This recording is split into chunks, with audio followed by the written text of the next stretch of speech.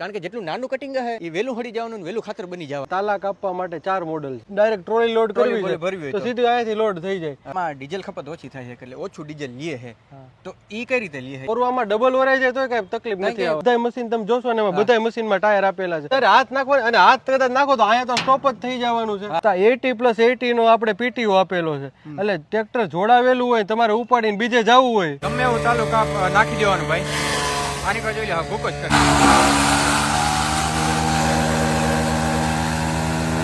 જો ભાઈ નારિયેળનો ભૂકો કરી નાખે કઈ. રામ રામ ડેર અને કિંગ ફાર્મિંગ નામની યુટ્યુબ ચેનલમાં તમારું બધાનું સ્વાગત છે. આજનો ખાસ વિડીયો આપણો શ્રેડર મશીન ઉપર રહેવાનો છે. શ્રેડર મશીન એટલે હું નારિયેળીના પાન એટલે કે તાલા કાપવા માટેનું ખાસ પ્રકારનું યંત્ર જેને આપણે શ્રેડર મશીન આપણે કહી હકી. તમને પહેલી વહેલા સમજાવી દઉં કે આ શ્રેડર મશીનને આપણે જરૂર શું પડી છે. આપણા ગુજરાતમાં ભાઈ ઘણી જગ્યાએ નારિયેળીના ફાર્મ છે અને ખેડૂત બહુ જાજો એવો રૂપિયો કમાય છે. તો થોડાક સમયથી તમે જોતો હો કે નારિયેળીનું પ્રોડક્શન આપણું થોડું ઘટી ગયું છે. તો એ પ્રોડક્શન વધારવા માટેની તમને એક ટ્રીક દઉં, એક ટેકનિક દઉં. એની માટેની એક ટેકનિક છે નારિયેળી પાસેથી લીધેલી વસ્તુ નારિયેળીને જ પાછી આપી દેવાની. જેમ કે તમે મારી પાછળ જોઈ શકો હોવ આ છે નારિયેળીના પાન એટલે કે નારિયેળીના તાલા છે. હવે આ તાલાનો તમે ખાતર બનાવીને પાછું આ જ જમીનમાં નાખો ને તો ભાઈ નારિયેળના પ્રોડક્શનમાં ઘણો બધો તમે વધારી કરી શકો. પણ એમાં સૌથી વધારે પ્રશ્ન મોટો ક્યાં આવે કે આ નારિયેળીના જે તાલા છે એ ઘડીકમાં ભાઈ હળતા જ નથી. તમે જો જોયા હોય તો 2-3 વર્ષ સુધી તમે એમને રાખી દો તો એ હળતા નથી. તમે ઉકેડામાં વચમાં તમે સેન્ડવિચ કરીને રાખી દો ને તો એ ઘડીકમાં હળતા નથી. એના માટે તમારે શું કરવું પડે?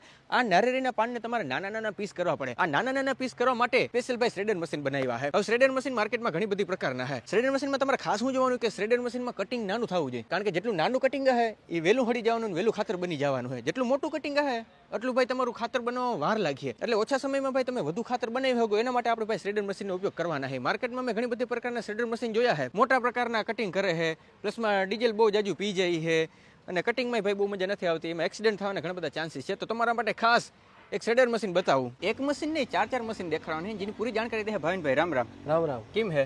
બસ મજા. ચાફ કટર ઇન્ડસ્ટ્રીમાં તમે ઘણી બધી ધૂમ મચાવી છે. હવે આ ઇન્ડસ્ટ્રી તમારે મૂકવી નથી એમ ને? તો ભાઈ તાલા કાપવાના મશીન મને એવા દેખાડો કે જેમાં મેન્ટેનન્સ ના આવવું જોઈએ, ડીઝલ ખપત ઓછી હોવી જોઈએ અને ખાસ કટિંગ ઝીણું થવું જોઈએ. આપણા બધાય મશીનમાં નોન મેન્ટેનન્સ છે પહેલા તો, અને લોડિંગ વ્હીલ અને હેવી કટર હોવાના હિસાબે ટ્રેક્ટર ઉપર લોડ પડતો નથી એટલે ડીઝલ કન્ઝમ્પશન તો ઓછું જ થવાનું છે. આપણી પાસે ટોટલ કેટલા મોડલ છે? આપણી પાસે અત્યારે તાલા કાપવા માટે 4 મોડલ છે. અચ્છા, આપણે આ મોડલ થી શરૂઆત. આ બેઝિક મોડલ છે આપણું. અને મિની ટ્રેક્ટર 15 HP થી માંડીને ગમે એવડું મોટું ટ્રેક્ટર આમાં જોડી શકો તમે. ધારો કે કોઈ નાનું ખેડૂત હોય એના માટે સ્પેશિયલ છે આ. અચ્છા, ઓકે. તો આમાં બ્લેડ નું કઈ રીતે રહેવાનું હોય મને જરી કહી દો. આમાં 4 રોટેટિંગ બ્લેડ આવે એટલે ફરતી 4 બ્લેડ આવે ને એક ફિક્સ બ્લેડ આવે. બીજી ખાસિયત એ છે કે તમે જો આખું મશીન તમને પેક જ દેખાય. પેક દેખાય, ક્યાંય ચેન ચકેડા બહાર નથી. ક્યાંય ચેન ચકેડા બહાર નથી. એના હિસાબે હું વધારે પડતું કટિંગ મશીન ગમે એ હોય એનો ઉપયોગ વધારે પડતા લેડીઝ આપણે ખેતીવાડીમાં કરતા હોય એટલે કાંઈ વીટાઈ જવાની કે એવી એક પ્રકારની સમસ્યા આમાં નહીં રહે. કાંઈ હાથ બાથ આવવાની કે ભાઈ કઈ છે ને સમસ્યા રહેવાની જ નથી. ઓકે, તો આપણે 15 HP થી હાલવાનું મશીન છે. રેડી? ચાલો હવે આ મશીન નું ભાઈ આપણે ટેસ્ટિંગ કરી લઈએ.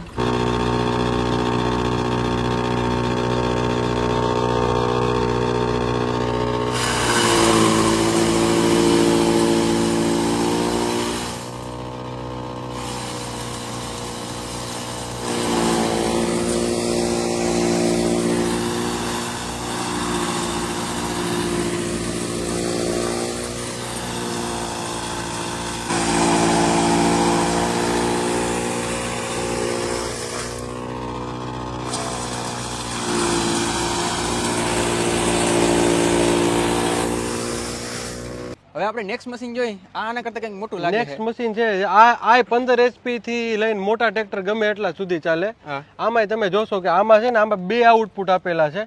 એક તો ઉપરથી જ્યારે કાઢવું હોય ત્યારે ઉપરથી માનો ડાયરેક્ટ ટ્રોલી લોડ કરવી છે તો સીધું અહીંયાથી લોડ થઈ જાય. અને નીચે તમે જો નીચેથી આઉટપુટ આપેલું છે એ નીચે તમારે આખું માનો કે આ જે પાળા છે આ વચ્ચે તમારે કટિંગ પાથરવું છે તો આખું વચ્ચે કટિંગ પથરાઈ જાય. જેમ કે મશીન મેં અહીંયા રાખ્યું છે, મારે અહીંયા જ પાથરવું છે તો અહીંયા પથરાઈ જાય. ડાયરેક્ટ તાલા હે ને ઓલા જવા દેવાનો, અહીંયાથી ટ્રેક્ટર જોઈન્ટ કરી દેવાનું સીધું. માનો કે આનો મેઇન ઉપયોગ ઈ જ થવાનો છે કે ભાઈ જે નાળિયેરી માંથી વસ્તુ નીકળે એને પાછું આપણે નાળિયેરીને ખપે તો એનો જે એનું લાઈફ જે છે એ વધી જાય, એમાંથી પ્રોડક્શન એ વધી જાય અને કાયમિક માટે જે કટિંગ જે કરેલું આપણે નાળિયેરીના પાળામાં પાથરી તો ભેજનું પ્રમાણ એમનેમ રહે એટલે પાણીનું પૂરતો આમાં ઉપયોગ થઈ શકે, પાણી વેસ્ટ જ ન જાય. એટલે આપણા ખેડૂતોનો મેઇન મોટિવ તો આપણો એ જ છે કે પ્રોડક્શન ધીરે ધીરે ઘટો માંડ્યો તો એ વધારવા માટેની આ નિંજા ટેકનિક છે. યસ.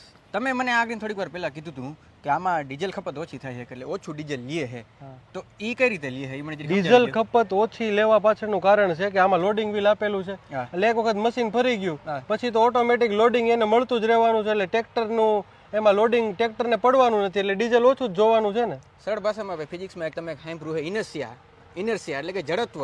કોઈ પણ વસ્તુ હોય ને એકવાર ફેરવવી પડે આપણે, એકવાર ફરી જાય પછી ઘડીકમાં વાંધો નથી આવતો. એટલે અહીંયા એક લોડ વ્હીલ આપ્યું છે જે આપણે મશીન ચાલુ કરવાના હોય તે લોડ વ્હીલ ફરી એટલે થોડુંક ત્યાં ટ્રેક્ટરને બર પડીએ પણ ત્યાં આપણું મશીન તો નો લોડમાં જશે, મશીન તો નો લોડમાં જશે. પછી જે ફરવા માંડીએ પછી ત્યાં ચકડ્યું પોતાનો પાવર દેખાડવાનો છે એટલે ધારો કે ઓરવામાં જરીક વધારે ઓરાઈ ગયું તો એ કેમ પ્રોબ્લેમ નથી આવવાનો? કાંઈ પ્રોબ્લેમ ઓરવામાં ડબલ ઓરાઈ જાય તો કાંઈ તકલીફ નથી આવવાની, પ્રોબ્લેમ થવાનો નથી. એક આરે 3-3 4-4 તમે તાલા જવા દો પણ મશીનને કાંઈ ઇફેક્ટ નહીં પડે એકે પ્રકારની. સમજાઈ ગયું?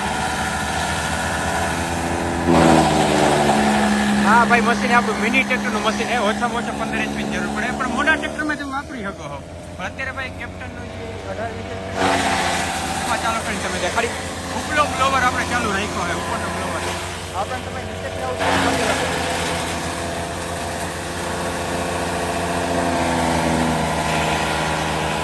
હવે આ તનાના મશીન જ્યાં મને એવા મશીન દેખાડો કે ઓરવા વાળા ઘટવા જોઈએ. હવે આમાં કેશુરભાઈ આ મશીન જે છે ને આપણું 1500 મોડલ છે. આમાં ઓરવા વાળા 4-5 જણા હોય ને ત્યારે આ મશીનમાં ભેગું થાય એમ. સિંગલ નું કામ નથી. સિંગલ નું કામ સિંગલ કાપી શકે ખરા પણ આઉટપુટ સૌથી વધારે કાઢવું હોય ને તો 2 થી 3 થી 4 જણા આમાં ઓરવા વાળા જોઈએ. 4 જણા ગોઠવાઈ જાય. જો બંધ પડ્યું તો ભૂંડા બહુ લાગે. આપણે હમણાં ચાલુ કરીને જ દેખાડી છે આપણે મશીન એટલે ખ્યાલ આવે કઈ રીતના શું કામ કરે છે મશીન. મિત્રો લાઈવ તમને હે ને ચાલુ કરીને દેખાડ્યું તો તમને જરીક વધારે મજા આવે છે.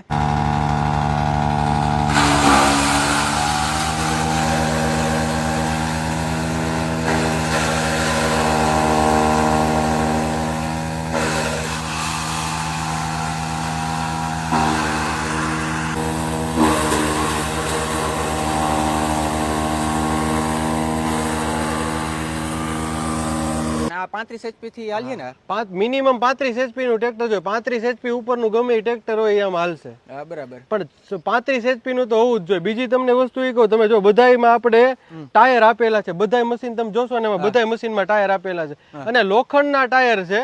અને ટાયર આપવાનું તમને કારણ કહું કે માનો કે આપણા ખેડૂ હોય ઈ મશીન જોડાવા જાય તો એકલા પોતે જ જોડાવાના છે. થોડુંક મશીન આગું પાછું કરવું હોય તો થોડુંક મૂવેબલ એની રીતના કરી શકીએ. હા, ટાયર આપવાનું મેઇન કારણ ઈ. સમજાઈ ગયું. અને ફીડિંગ માં રોલર આપેલું છે આપણે જે મશીન બધા મશીન ની ફીડિંગ ટ્રે છે ને એ ફીડિંગ ટ્રે માં આપણે રોલર આપેલું છે જેથી માનો કે તાલુ ખાલી મૂકી દો એટલે ઓટોમેટિક લસરી ની અંદર વ્યૂ જવાનું છે. વધારે હાથ આપણે અંદર ના નાખો, વધારે હાથ નાખવાનો અને હાથ કદાચ નાખો તો અહીંયા તો સ્ટોપ જ થઈ જવાનું છે. હા, એટલે એક્સિડન્ટ ની શક્યતા છે જ નહીં આમાં એકે પ્રકારની. ખાસ પૂછવાનું હોય કે આટલા આપણા જેટલા મશીન છે એમાં ખાસ મેન્ટેનન્સ કેવું રહેવાનું છે? મેન્ટેનન્સ જો એમાં જે અંદરની કટર આવી કટરમાં આપણે એકદમ હાઈ ટેન્શન નટ બોલ્ટ નો ઉપયોગ કરેલો છે અને બ્લેડ નું તો તમને ખબર છે HSS ની બ્લેડ આવે એટલે બ્લેડમાં કોઈ પણ પ્રકારની કઈ તકલીફ નથી લેવાની.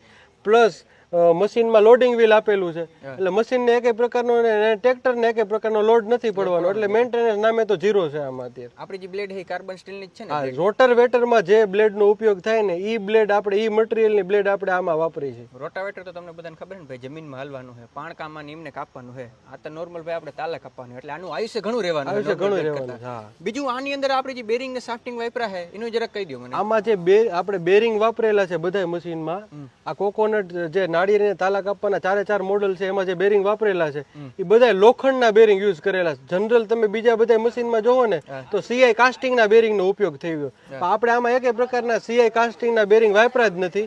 આપણે બધામાં લોખંડના બેરિંગ અને લોખંડ એ ટેમ્પર્ડ લોખંડ બેરિંગ વાપરેલા છે આમાં. સમજાઈ ગયું. કાસ્ટ આયર્ન ઓલું જીરીકોરમાં બટકી જાય બરડ આવે પણ આ મશીનની હેવી ડ્યુટી આપણે વધારવા હાટું થઈને આપણે આમાં લોખંડના બેરિંગ અને હેવી શાફ્ટિંગ બેની શાફ્ટિંગનો ઉપયોગ કરેલો છે. ભાઈ તમને બધાને ખબર છે નારિયેળના જે ખેતર હોય એ બધા મોસ્ટ ઓફ દરિયા કાંઠે રહેવાના છે એટલે વધારે કટાઈ જતા હોય તો આપણું મશીનમાં ભાઈ મજબૂતાઈ કેવી છે મને જરા આ મશીનમાં આપણી મજબૂતાઈ કહે તો બધાય મશીનમાં જે આપણી રોલર બોક્સ છે 6 mm ની હેવી પ્લેટમાંથી બનેલું અને જે એની બોડી જેટલી મજબૂત બનાવવામાં આવેલી છે કે અંદરથી કાંઈ વસ્તુ ભાંગી તૂટીને બહાર જ ન નીકળી શકે એ ન્યાય બોડીમાં પડ્યું એટલે ન્યાય એક્સિડન્ટના 0% ચાર્જીસ થઈ ગયા. સમજાઈ ગયું. હું આની કરતા તમે જોઈ શકું હું જે આપણા 3 પોઈન્ટ લિંકેજ છે ટ્રેક્ટરમાં લાગવાના છે એ એડજસ્ટેબલ દીધા છે. એનું કારણ હવે માનો કે બધાય અલગ અલગ ટ્રેક્ટર હોવાના છે એટલે બધાયના બાવડા લાંબા ટૂંકા હોય રહેવાના છે એટલે ત્રણેય જે 3 પોઈન્ટ લિંકેજ છે એ એડજસ્ટેબલ છે એટલે આગળ પાછળ જેટલું તમે કરવું હોય એટલું ટ્રેક્ટરના હિસાબે તમારે કરી લેવાનું.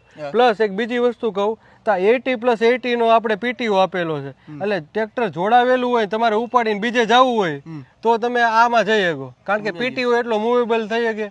પ્લસ તમને એક ત્રીજી વસ્તુ કહું કે પીટીઓ ની ફ્લાંજ જે છે એ તમે જોશો કે આ સિંગલ માં બહાર નીકળી જાય. પીટીઓ ની ફ્લાંજ જે છે એ આખી અખંડ છે, એ સિંગલ પાર્ટ માંથી ફોર્જિંગ થઈ ગયેલી છે, એટલે એ તૂટવા ભાંગવાની કે આઉટ ફરવાની કે એવી એક પ્રકારની તકલીફ ક્યારેય ન આવે. આમાં ટ્રેક્ટરની રેસ આપણે કેટલી દેવી જોઈએ મને ખાસ આમાં ટ્રેક્ટરની રેસ આપણે 11 થી 12 ઉપર રાખવી પડે, એટલે એવું ડીઝલ કન્ઝમ્પશન 11 થી 12 ઉપર હાલે એટલે ઓછું જ થવાનું છે. અને એક વખત ફરી ગયા પછી મશીનમાં એક પ્રકારનો લોડ આવવાનો છે નહીં, છે જ નહીં, ગમે એટલું ઓરી નાખો. બીજું મને ખાસ આ જે મશીન છે એ ખાવ અલગ પ્રકારનું દેખાય છે, અને પહેલા આપણે આનો વિડિયો બનાવ્યો છે. હા, આ મશીન આ શ્રેડર જ છે આપણું, પણ આ આખું અલગ. આ બધા જે શ્રેડર છે એ હોરિઝોન્ટલ શ્રેડર છે, અને આ શ્રેડર છે વર્ટિકલ શ્રેડર.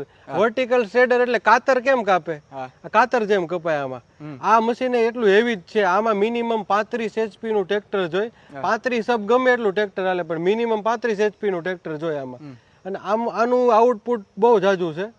આ માનો કે જે સ્પેશિયલ ભાડા કરવા માટે જે મશીન લઈ જતા હોય એના માટે સ્પેશિયલ મશીન છે. સમજાઈ ગયું ભાઈ. આ મશીન નું તમે એકવાર જરીક જોઈ લો, આની ભાઈ ડિઝાઇન જ આખી અલગ છે. આમાં સ્પેશિયલ ઓલા વ્હીલ દીધા છે. હા, એટલે જો કે આ મશીન નો વિડીયો આપણે ઓલરેડી આપણે બનાવેલો છે, એ ખેડૂતને ભાઈ ઘણો બધો પસંદ આવ્યો છે. છતાં પણ ભાઈ એક મશીન તમને લાઈવ ડેમો ચાલુ કરીને તમને દેખાડવાના છે. હવે જે આપણું મોટું મશીન છે એનું જરાક તમને કટિંગ બતાવી દઉં. અહીં ઘણા બધા ખેડૂત મિત્રો આવી ગયા છે જોવા માટે.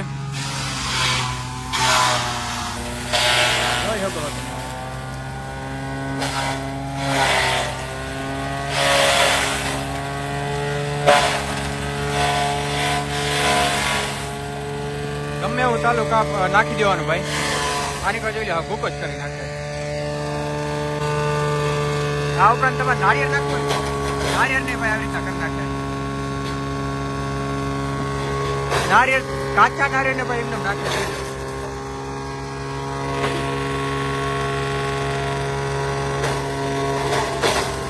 જો ભાઈ નાળિયેર નો ભૂકો કરી નાખે. કઈ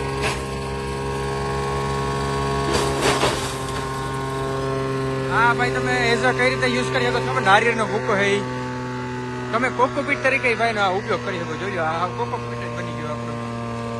બસ તો ખેડૂત મિત્રો, આજના વિડીયો માટે એટલું જ. અને આ મશીન તમારે વધુ જાણકારી લેવી હોય તો ભાઈ મેં ડિસ્પ્લે ઉપર નંબર દીધા છે, એના ઉપર તમે ફોન કરીને વધુ જાણકારી લઈ શકો. અને આ મશીન તમારે લાઈવ રૂબરૂ જોવા હોય તો જય ભવાની ઇન્ડસ્ટ્રી, જસદણ, રાજકોટ જિલ્લો, તમે ન્યા જઈને ભાઈ આની લાઈવ રૂબરૂ ચકાસણી કરીને તમે લઈ શકો. આજનો વિડીયો આપણે પૂર્ણ કરી નાખી. મળી નેક્સ્ટ આવા જ ફાર્મિંગ વિડીયો સાથે. ત્યાં સુધી બધાને રામે રામ ડેરન.